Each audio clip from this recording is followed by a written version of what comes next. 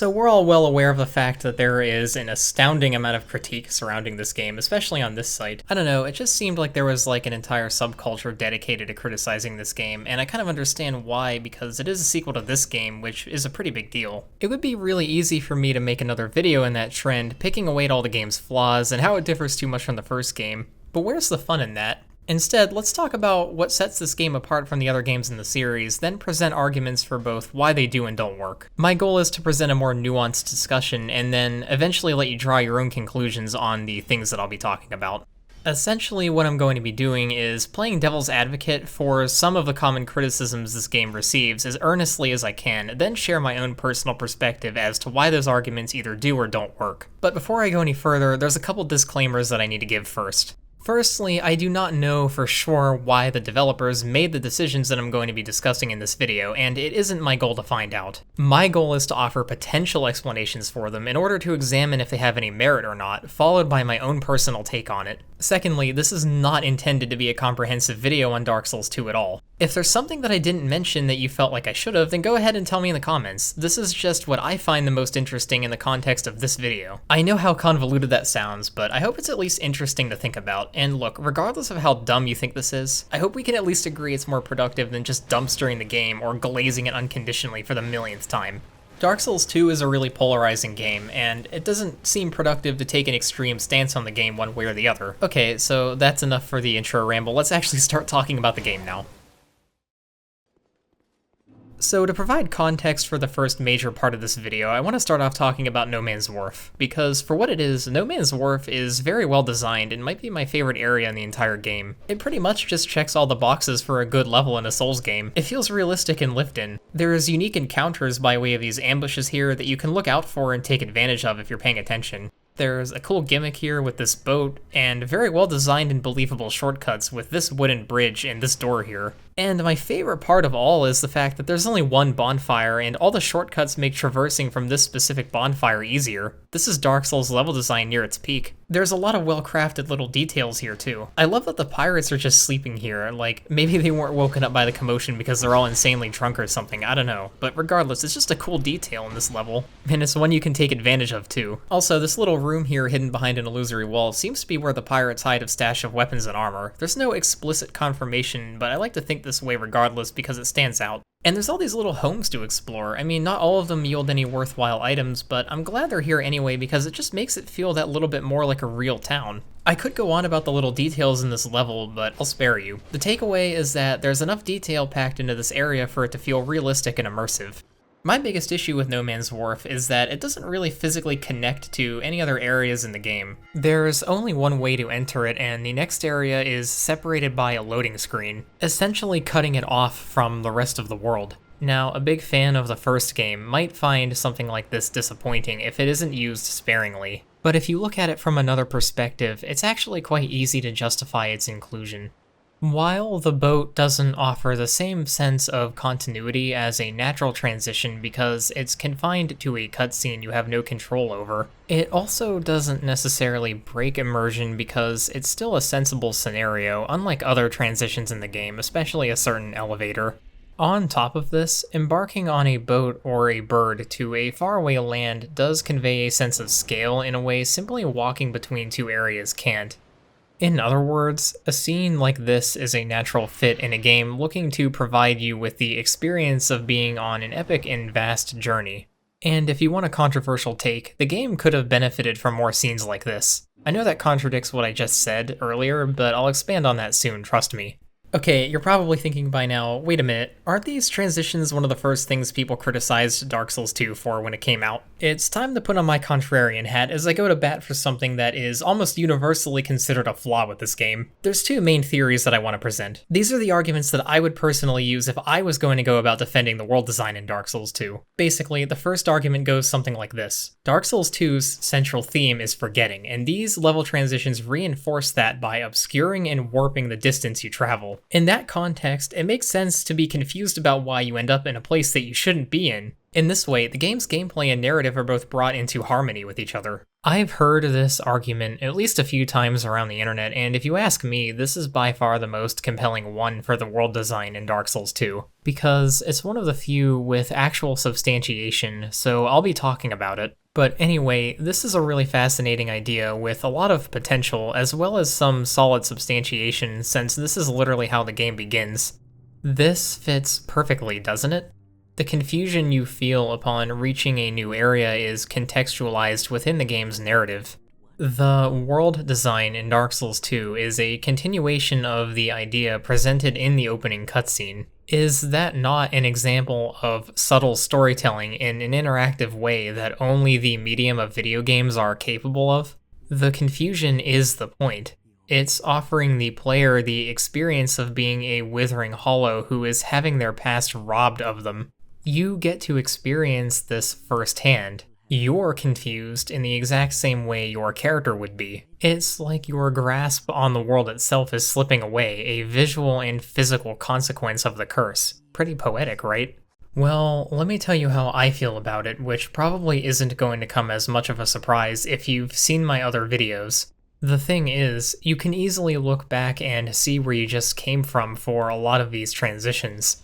The journey wasn't some tragically forgotten memory, it's literally right there in front of me, which creates, yes, go ahead and roll your eyes, ludonarrative dissonance under this interpretation. When you walk back and forth between two areas like this, you have to suspend your disbelief enough to accept that your character conveniently forgets this journey in the exact same spot every single time. It just doesn't add up to me. It creates an awkward disconnect between what the player and what the character experiences.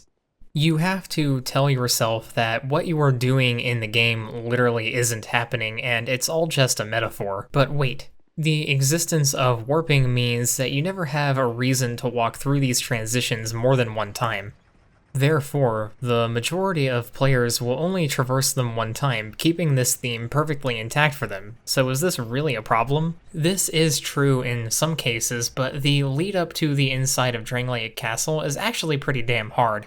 You can easily die here, which is going to create dissonance because you are making the journey potentially several times in a row. And unlike my last Dark Souls 2 video, I don't believe I've missed a bonfire on the other side of this tunnel. Or you're like me and just completely forgot about this chest here, only to remember it as soon as you reach the bottom of this nonsensical elevator here, and then have to turn around and ride it all the way back up. The possibility that some players might have their immersion shattered by this is a problem with it, even if not everybody is going to have that experience with it.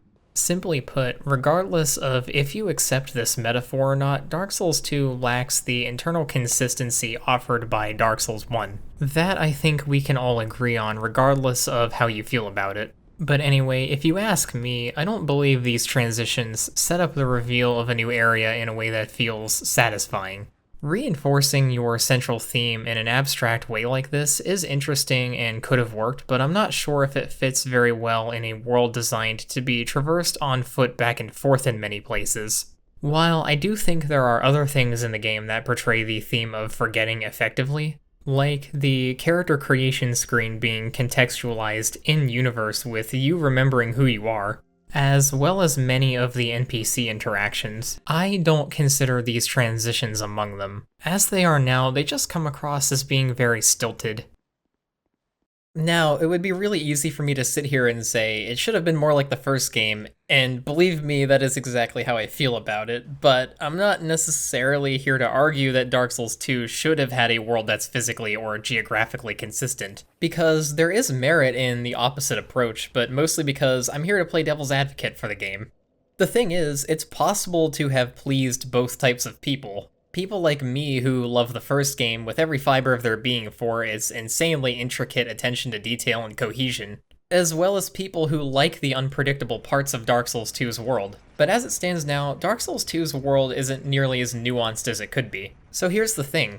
You can have both physically incoherent world design like Dark Souls 2 and internal consistency like Dark Souls 1. These don't have to come at the cost of each other, nor are they mutually exclusive. And the best part is that there's examples from Software's own catalog that I can draw from. The sky really was the limit here.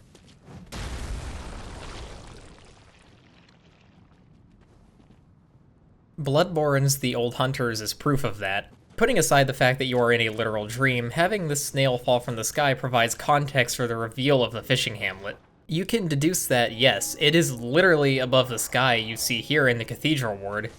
Doesn't that sound kinda familiar? You have other foreshadowing as well, like these patients saying they can hear water dripping down.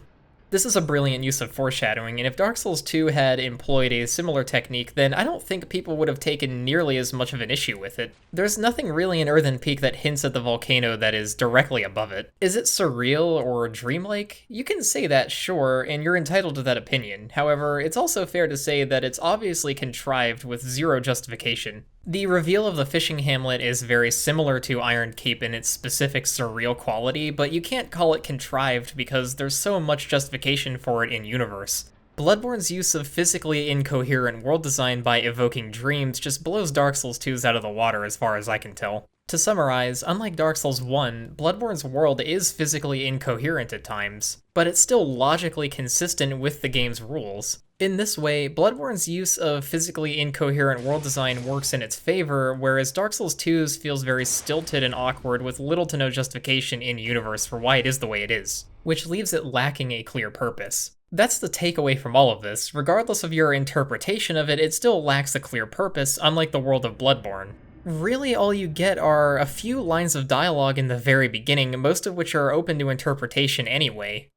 Simply put, there's just not really a good reason given for it to be this way.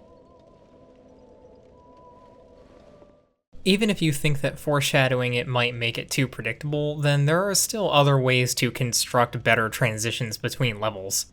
Look at the entrance to the Kiln of the First Flame from Dark Souls 1. Obviously, it doesn't make sense to go from an underground area to a vast wasteland with an open sky. But the ethereal imagery you see in this staircase sets appropriate expectations without wholesale giving the twist away.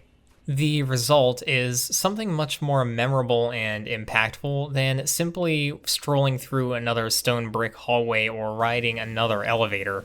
Both subvert expectations, sure, but only one of them destroys the sense of cohesion between levels. That's the key takeaway from this. This transitional walkway from Majula to Hyde's Tower of Flame doesn't make sense at all anyway, so they could have gotten a lot crazier with it than just making it yet another generic stone brick interior that you see 1,000 times elsewhere in the game. I think this could have set the atmosphere of Dark Souls 2 apart from its predecessor by giving it an interesting dreamlike quality. Okay, so here is the second compelling argument that I have heard. In his video about the Dark Souls trilogy, scale was something Noah Caldwell Gervais brought up as a merit to Dark Souls 2's world design. And I found that argument really interesting, so I wanted to incorporate it into my video and expand on it in my own way. While I don't think it was remotely worth the trade-off, I do see where he's coming from, and he did a good job arguing his position. Interconnectivity isn't exactly conducive to communicating scale because the levels need to be somewhat physically close to each other in order to pull this off.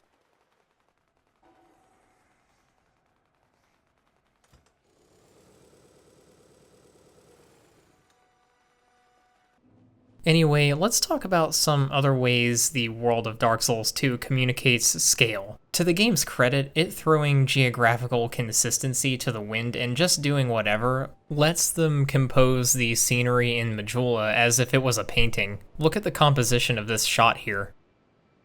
You have the village buildings closest to you, then beyond those are ruins, a forest, and an aqueduct shrouded in fog that separates Majula from the outside world. It echoes a lot of the best views in Dark Souls 1, where I stop and think to myself, what's over there? What's beyond the horizon? Except now I can actually go there. Then, finally, a dark spire rises and looms over all of it. It's both beautiful and foreboding in its composition.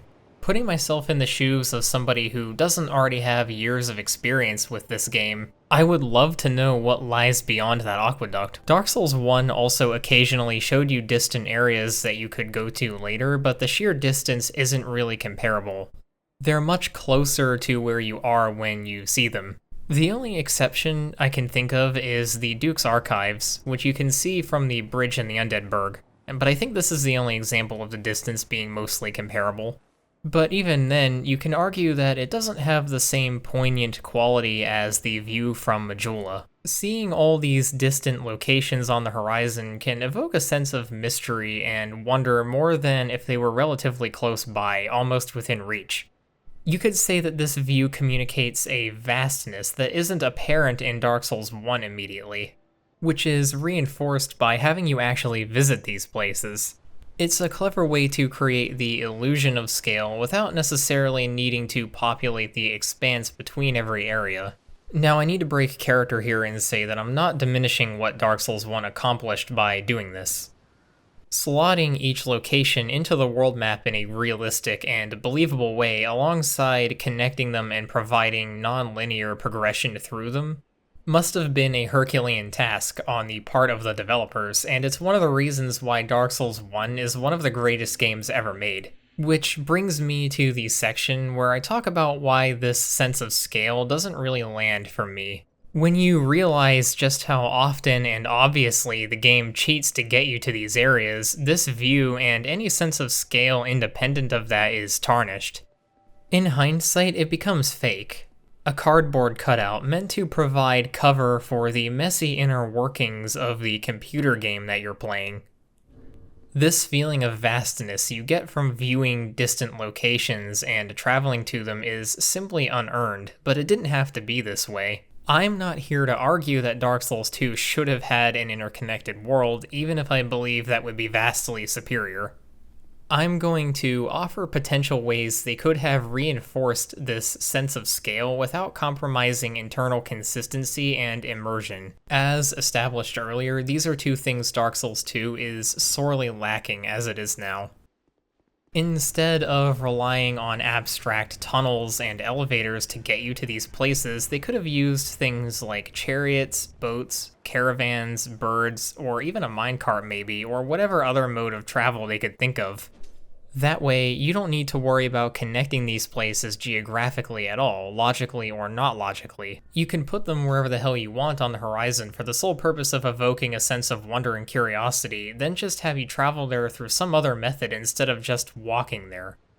Or don't show them at all and have them be a complete surprise, I don't know. You could get in a coffin and go float down a river, then end up somewhere totally new and have it still make complete sense.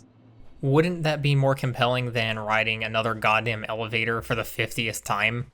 Ask yourself this: how does Dark Souls 2 benefit from having locations directly flow into each other?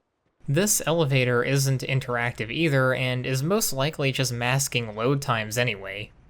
What's the difference between this and actually seeing a loading screen? While the loading screen does break continuity, it also doesn't pose the risk of shattering someone's immersion either. Dark Souls 1 had you walk almost everywhere, while having most locations flow directly into the next, and I feel like that approach was carried over to 2 without much consideration as to how it would affect the game's overall atmosphere. Because I can't see it as anything but a detriment to this game if communicating scale was their priority. When you think about all the things Dark Souls 2 dropped from 1 to achieve this end, like interconnectivity, non-linearity, the ability to approach areas from multiple points, geographical consistency, I don't see why the ideal of needing to walk everywhere is suddenly sacred. I think they could have had you walk between areas that already make sense and were already close together, like Harvest Valley and Earthen Peak, or Shrine of Amana and the Undead Crypt, as well as every level starting from the pit in Majula, and then relaxed this rule when it came to places they couldn't feasibly connect to the rest of the world, like Drangleic Castle, Dragon Eyrie, Hyde's Tower of Flame, Iron Keep, and others, even if that meant adding a few more cutscene transitions than was present in the previous game. The benefit to having you walk everywhere like in Dark Souls 1 is that you get to experience the journey to and from these areas firsthand, rather than just essentially be told it happened off-screen and have it hand-waved away after the cutscene fades to black. But the thing is, these transitions in Dark Souls 2 already do that. They are literally hand-waving the journey itself so you can get to these places and experience them faster. I don't see how the end result is any different than if it was a cutscene. A cutscene wouldn't shatter my immersion, and I'd argue it's far better at communicating scale than this anyway. Instead of walking through a totally featureless, bland, and arbitrary stone tunnel to get to Drangleic Castle, you could have, I don't know, found an invitation somewhere and used it to ride a ghostly chariot to get there instead. I think that would have been more interesting. As it is now, it feels like a half measure. Speaking of chariots, I want to take a break and say that I think the Executioner's Chariot is a really well-designed gimmick boss. Maybe one of the best in the entire series. The fact that you can see it coming and know when to hide by its shadow being cast on the wall is just a brilliant use of dynamic lighting and shadows. And this encounter feels really special and memorable as a result. What an incredible I guarantee there's going to be at least one commenter that's going to try to convince everyone that this was somehow my fault. Go ahead and make a fool of yourself. Okay, so that's it for world design. Now let's move on to level design, because this requires a completely different set of arguments. The issue I have with the level design in Dark Souls 2 is that I can't shake the feeling that it's the most, how do I put this, video gamey of all the Souls games. That probably sounds weird because, yes, Dark Souls 2 is in fact a video game, but let me explain what I mean with a callback to Dark Souls 1. Oftentimes in Dark Souls 1, the level design would complement the level's atmosphere and otherwise enhance the narrative by being internally consistent. One of my favorite examples of this are the boulders in Sen's Fortress. They designed this entire system with giants dropping them down, then they get smacked by this thing here, which sends them down at you. That attention to detail is one of the reasons why I love that game so much. It just brings the world of Lordran to life and makes it feel real. A boulder that simply materialized from off-screen would have had the same mechanical impact as this, sure, but they went the extra mile to make it all make sense. That's one of the things that makes Dark Souls special, because the world follows a coherent set of rules. These boulder traps aren't just a gameplay device, they exist in the game's overall narrative too. Dark Souls 2 doesn't have the same level of detail in many of its levels. The most egregious example of this is this castle, if you can even call it that. I hate Drangleic Castle. It's like it was designed specifically to annoy me. Why is this doorway floating? Why would you build it like that? Did someone just misplace the staircase leading up to it? Why is this portrait just hanging out in this otherwise completely empty area? Why? It looks so out of place. Compare that to this. Who decided to build a square room with a bunch of dart traps that randomly shoot at you and miss when you try to open a chest? What purpose does this serve in a castle? Are the giant acid pools just meant to provide a nice orange contrast, or is there some other reason why they're here? Also, what kind of throne room is this? Look at this. King Vendrick must be the most humble and frugal king in all of existence. It's just so sparse. You could have at least put a few props or some tapestries in here or something, god damn. Okay, my point is that Drangleic Castle doesn't really feel like a castle whatsoever. It feels more like Sen's Fortress in the sense that it's just an arbitrary sequence of traps and challenges without much thought given as to how these rooms would flow together logically. But the thing is, that was the point of Sen's Fortress. Seriously, is there something in the lore that explains why Vendrick built his castle this way? Somehow I doubt it. You might think this sounds very petty. After all, what is a video game level if not for arbitrary sequences of traps and challenges for the player to overcome? That's kind of my point, actually. Drangleic Castle and a few others in Dark Souls 2 feel more like levels in any other video game than they do real, lived-in places. And they aren't nearly as interesting or memorable as they could have been. I understand that each of these things has a sound mechanical function, however, it ideally should have been done in a less ham-fisted way than this, which looks borderline comedic. There is nothing subtle about this. I can go to a ton of different games if I want level design like this. However, there's really only a few games I can go to if I want level design like this. Before I get to the argument in defense of this type of level design, I need to say that I don't necessarily think this is bad from a functional standpoint. They're all perfectly playable and mostly okay in terms of quality. But if you're going in expecting a comparable level of subtlety and attention to detail that was present in most of Dark Souls 1, you're going to be disappointed. A big part of why I like No Man's Wharf and Forest of Fallen Giants so much is because they feel real and lived in. They're inspired. And as a result, I'm more immersed in the game's world when I'm exploring these locations, because the various set pieces and traps you encounter feel like they have a purpose in the game's universe. They make sense. I don't think you can feasibly explain the utter nonsense in some of these levels with anything related to the theme of forgetting or surrealism or whatever other narrative excuse you can contrive. If you think the Old Iron King put this guillotine in this random hallway to kill one of his own knights because he forgot how to build a fortress that makes any amount of logical sense, then you're stretching that argument far past its limit. Another smaller issue I have is that these rooms are just completely empty and featureless despite the name Primal Bonfire denoting some level of importance. It just looks really out of place and unfinished. I think I might understand why they did this. It doesn't make sense to commit valuable resources and development time to a small room the player is only going to see one time. I understand and sympathize with that, but the atmosphere of the game still suffers as a result, even if only slightly.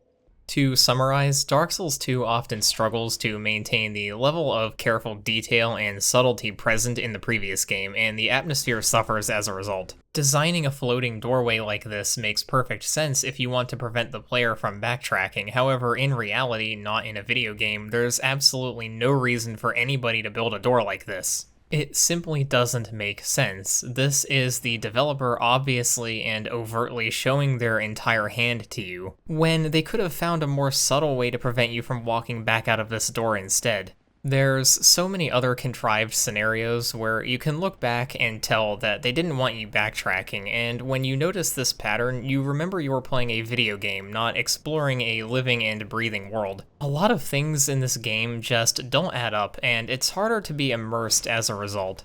Yeah, it was really hard not to complain about the Shrine of Winter, but everyone already has, so I wanted to add something new to the conversation, but yeah, it is really dumb. Okay, time to actually live up to the title I chose again. Anyway, here is the most compelling argument you can use to justify the nonsensical level design present in Dark Souls 2, in my opinion at least. By sidelining the overall narrative and not worrying about making the levels feel realistic or internally consistent, the developers can put gameplay first and provide a better experience that way. In a world where you have limited time and resources to make your game, it's totally valid to prioritize some things over others. In fact, it's natural and unavoidable. Maybe relaxing on this rule let them achieve more with these levels in some ways.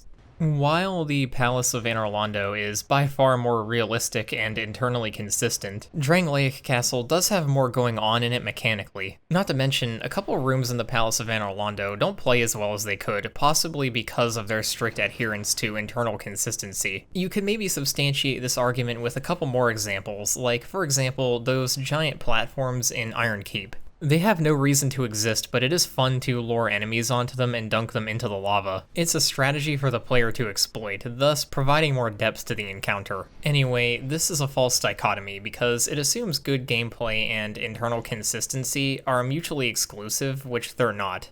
There are countless examples across the entire series, even Dark Souls 2, of both of these elements coexisting perfectly fine and providing more interesting, multifaceted experiences than some of these levels in Dark Souls 2. I mean, Shadowkeep is one of the best designed levels in any video game ever probably, and there's plenty of attention to internal consistency here. But anyway, there's nothing to say that these platforms couldn't have made sense in a different context. Maybe the room could have been a giant crucible, and these platforms could have been used to dunk ore and metals into it. All you need to do to demonstrate that is to place some props in the environment that hint towards this purpose. Even if it was just a few crates, barrels, or minecarts full of ore, I don't know.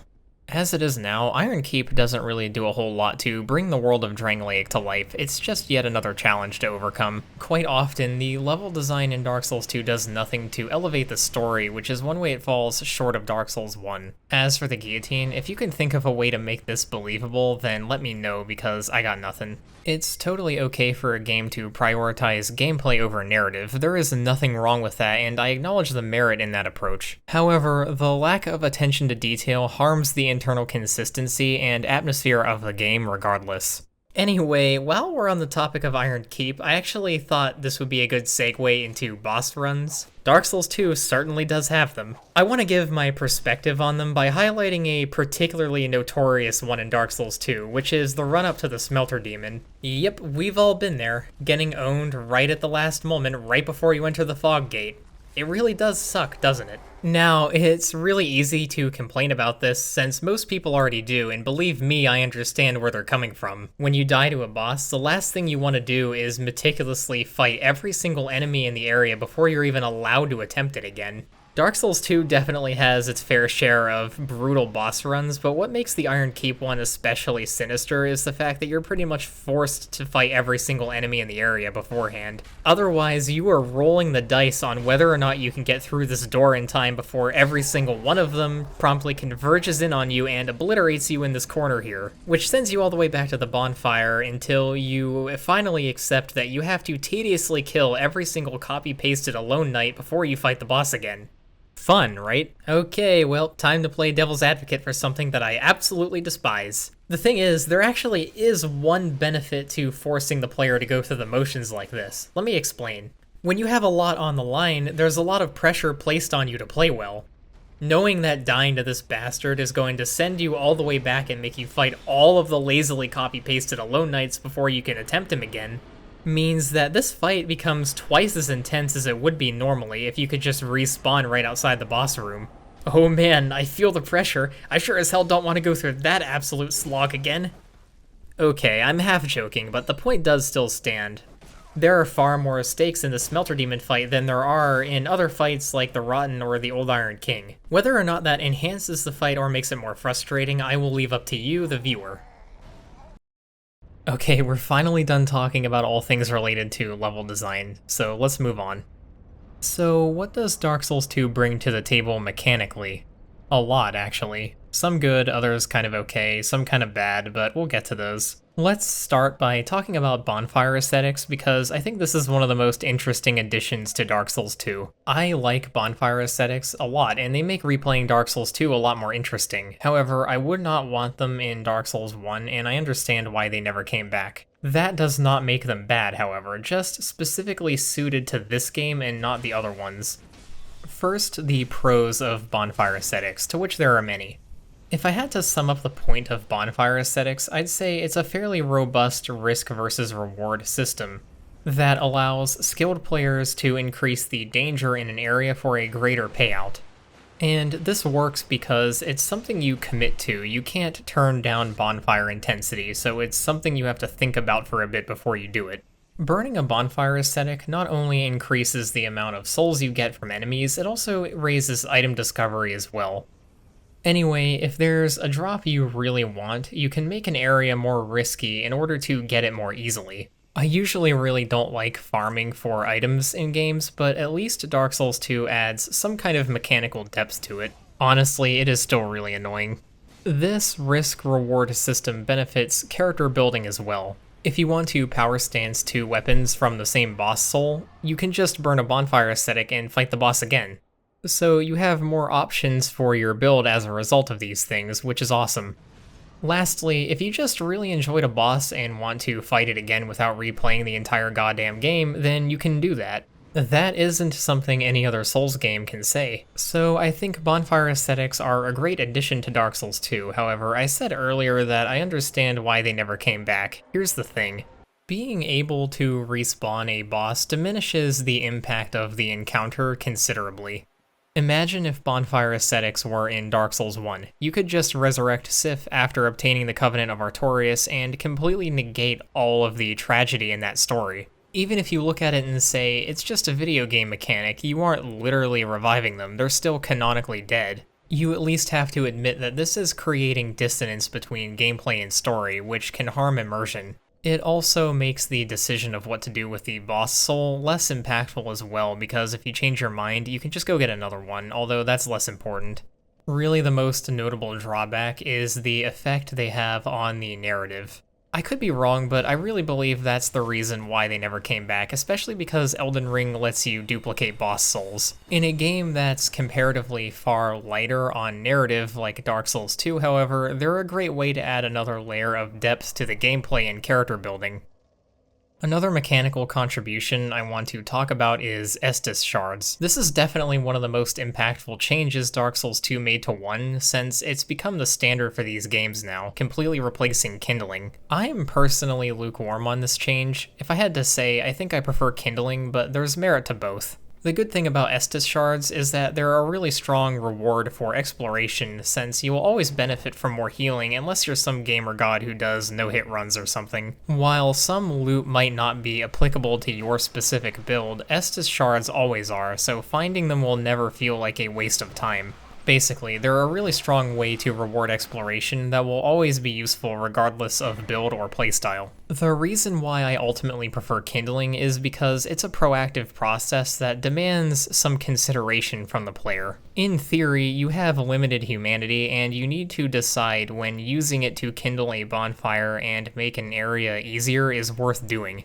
At the same time, foregoing kindling and instead keeping the humanity means you have more of it to use on other things, like leveling up a covenant, boosting item discovery, or making your chaos weapons deal more damage. All in all, there's just more depth to this system, and I'd personally prefer if they found other ways to reward exploration, like Shadow Tree fragments, without compromising a well-designed mechanic like kindling, even if it became too overpowered with the right of kindling, but that's something that can be easily fixed by just decreasing the number of flasks you get from it, but I digress. Anyway, the real reason why kindling was replaced with Estus shards is because kindling absolutely would not work when you can warp to every bonfire in the game. You could just kindle one bonfire all the way, then warp to and from it every time you needed more Estus. Estus shards are a direct consequence to warping, and their inclusion makes perfect sense in every Souls game post Dark Souls 1. I am not going to advocate for kindling in Dark Souls 2 the way it is now, believe me, but I do think it is kind of a shame that it needed to be this way. But I definitely don't think they're like some huge flaw with the game, I just find them to be a side effect of warping rather than a fully fledged mechanical improvement. On the topic of healing, let's talk about healing items in general. Dark Souls 2 has a lot of healing items. Now, you're already aware of why critics of Dark Souls 2 don't like how many different healing items there are in the game.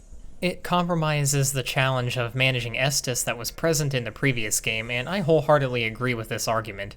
But that isn't what this video is about. How does Dark Souls 2 benefit from absolutely overloading you with healing items? That's the question I want to ask. There's something I've experienced that I'm going to call the Dark Souls 2 effect. Basically, every single time I open a chest and pick up one of these items, I can actually feel dopamine release in my brain. I think to myself, wow, that's really useful. I can use that during a boss fight in a pinch when I run out of Estus.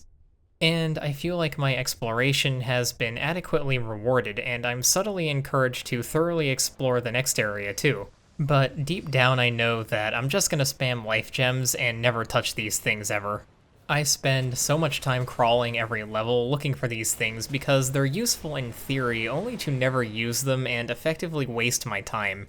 That isn't necessarily my criticism, it's just a funny anecdote and I fall prey to it every single time I play this game.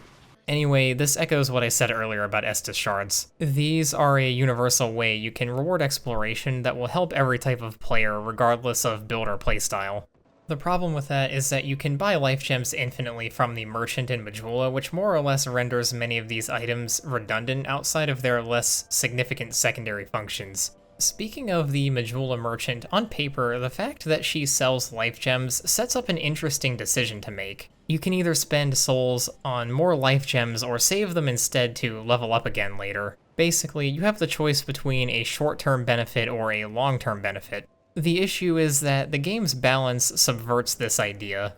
Souls are very plentiful in Dark Souls 2, as are level ups. Most egregiously, however, by the middle of the game, it's really easy to spend leftover souls after leveling up on enough life gems to max out your supply very quickly. Do this a few times and you'll easily have 99 life gems. When you're constantly inundated with souls, the choice you make with them doesn't matter as much because it's really easy to just get more of them quickly. If the game was balanced differently, you might be able to justify life gems existing alongside Estus by making purchasing them into a nuanced decision instead of a no-brainer. Let's see, what else do we have? ADP, of course. You can't have a Dark Souls 2 video without bringing up ADP. Okay, you already know why it sucks, so let's just move on to the interesting part. So, does ADP offer anything interesting mechanically? Will I be the first person on this site contrarian enough to defend it? No. No, it's just really bad, no.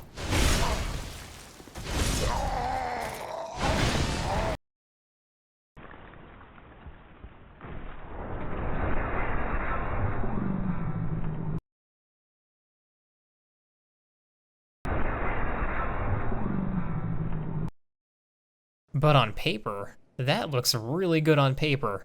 In theory, ADP exists on the opposite side of the coin as Vitality. Both are stats that increase defensive ability, just in two opposite ways. ADP makes avoiding damage better, while Vitality is for tank builds because it increases physical defense as well as HP and equip load, letting you equip heavier armor and be even tankier. It's an interesting way to diversify builds, however, it doesn't work because dodging is so much more rewarding than tanking in nearly every scenario. And considering how generous Dark Souls 2 is with souls, there's nothing stopping you from just dipping into both stats. In the early game especially, tanking isn't really much of a viable option, so you're always better off leveling ADP as soon as you can.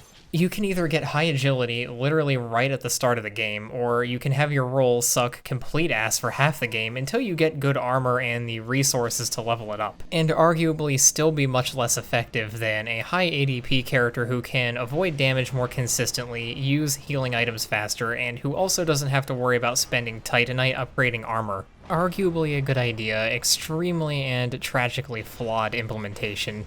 You can downplay the severity of this problem because you can just level it up right at the start, but that doesn't change the fact that a new player might not know to do this, and it might tarnish their experience with the game.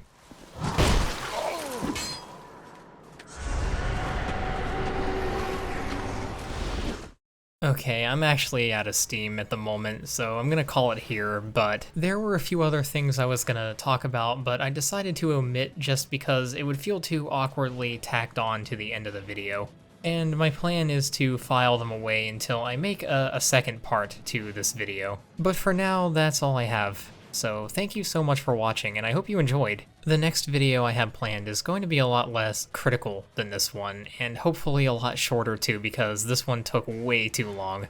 I'm still figuring things out, and I apologize for the really poor audio quality on this one. I think next time around I'll have something better figured out, and hopefully I'll be able to deliver a better experience. Anyway, thank you so much for watching, and see you around.